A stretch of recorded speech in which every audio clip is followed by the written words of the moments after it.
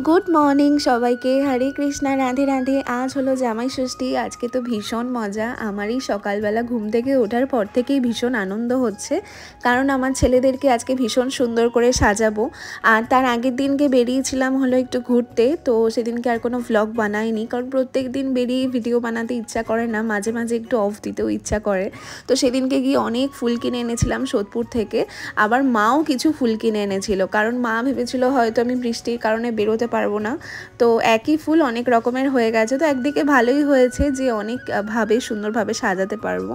তো এই দেখো জামাই ষষ্ঠীর দিন আমার মেয়ে আর জামাইকে দেখো কত সুন্দর লাগছে, আমার রাধা আর কৃষ্ণকে। আর রাধা কৃষ্ণর নাম আমি রেখেছি হলো রাই আর কৃষ্ণ, এটাই আমি দিয়েছি। তোমরা অনেকে নাম দিয়েছিলে, তো তোমাদের সবার নাম আমার ভীষণ পছন্দ হয়েছে। তো এই মিষ্টি নামটাই কিন্তু আমি সিলেকশন করেছি। তোমাদের কেমন লেগেছে তোমরা অবশ্যই জানিও। আর এই দেখো এদিকে আমি গোছাতে গোছাতে দেখি মায়ের সমস্ত কিছু রেডি হয়ে গেছে।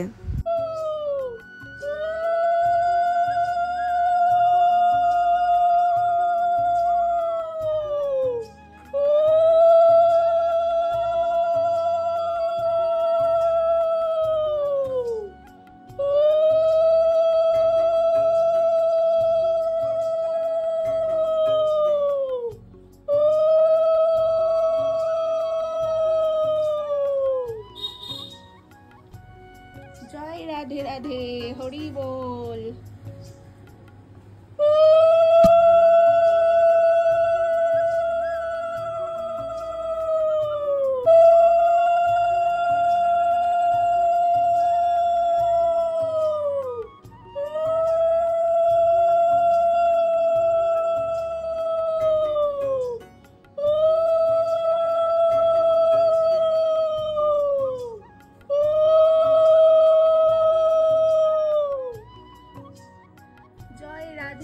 राधे राधे।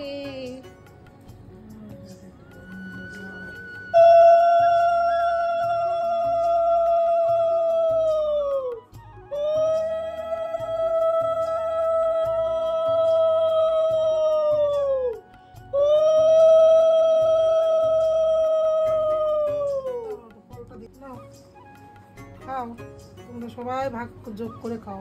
কপাল এবার ওদিকে যাবো। এবার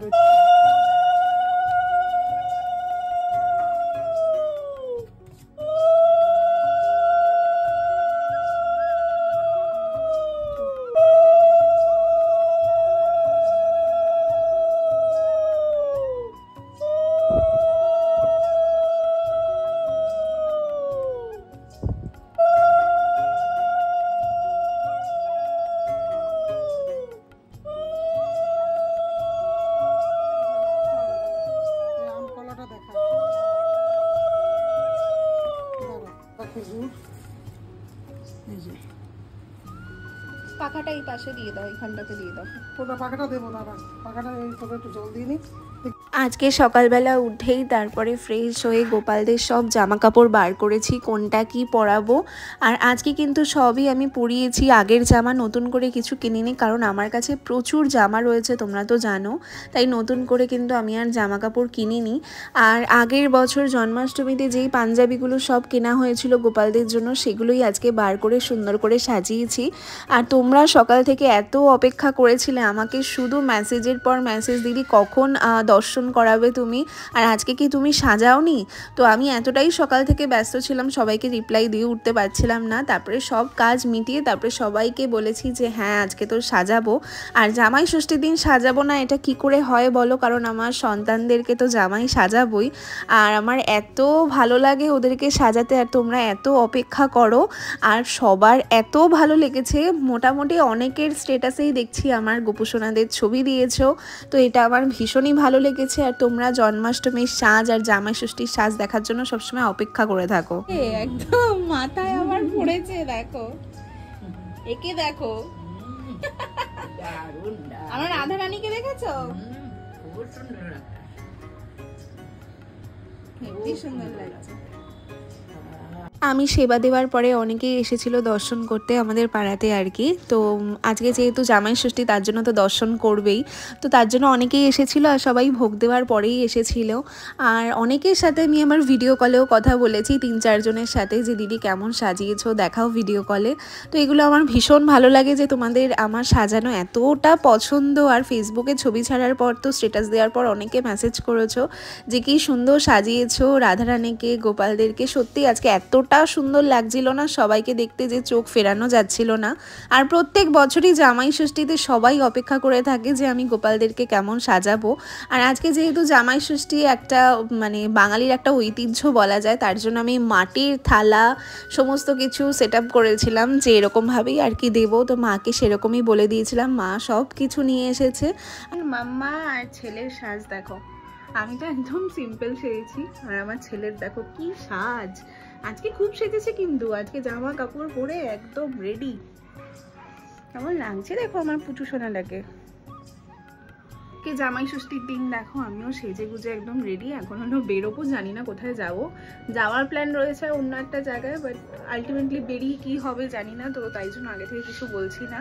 আর এই দেখো আমার সব সোনা বাপ্পাদেরকে কত মিষ্টি লাগছে আজকে। সবাই তোমরা অনেক ভালোবাসা দিয়েছো, অনেক মেসেজ করেছো, আমি অনেকের সাথে ভিডিও কলে কথা বলেছি হোয়াটসঅ্যাপে, আবার ফেসবুকেও সমস্ত আপডেট দিয়েছি, কারণ তোমাদের মানে এত অপেক্ষা করেছিলে।